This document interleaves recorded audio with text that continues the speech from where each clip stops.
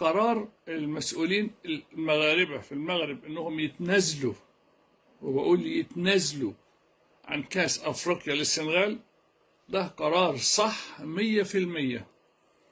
قرار صح 100%. ابل وحده كافيه باش تقضي على حلم 40 مليون مغربي. وشكون كبش الفداء؟ دياز، هو اللي تحمل المسؤوليه.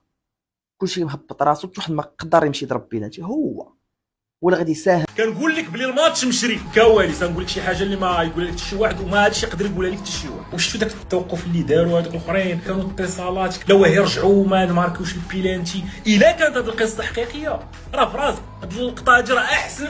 يا ابراهيم دياز دار هادشي كامل باش يفرح 40 مليون مغربي، وفي الاخر يجي تليفون ويقول لك هذاك البيلانتي لوحوا ليه في يديه باش ما نتشوش مع العالم. طيب خلينا نتكلم مع بعض عن النظريه المنتشره حاليا، وهي ان ابراهيم دياز تعمد ضياع ضربه الجزاء بعد الاتفاق المسبق. هعرض لكم الاول النظريه وبعد كده في الاخر هقول وجهه نظري. النظريه بتقول ان ازاي بعد ما السنغال خلاص انسحبت ومستحيل ترجع للجيم تاني، نشوف فجاه اتصال. في ناس كتير مقتنعه ان ابراهيم دياز ضيع ضربه الجزاء دي متعمد، فهل ده حقيقه ولا لا؟ في الدقيقه 95 المغرب حصلت على ضربه جزاء، مدرب السنغال قال للعيبته كلها تخرج بره الملعب، لكن ساديو ماني قرر يرجع اللعيبه الملعب ويستكملوا المباراه. ابراهيم دياز قرر ينفذ. والله العظيم مش عم استوعب يا جماعه. هلا عم بقولوا مفتعل وشي عملوا مفتعل يلي هو ابراهيم دياز، يلي هي هيدي هي منا مفتعله. تفكر فيها مستحيل ابراهيم دياز يفتعل هذا الشيء قدام كل هالملايين المغاربه وكل بس يا جماعه ها علاش البارح تسرق منا الكاس والتتويج في بلادنا وما قدينا نديروا والو، حنا كنشوفوا بعينينا.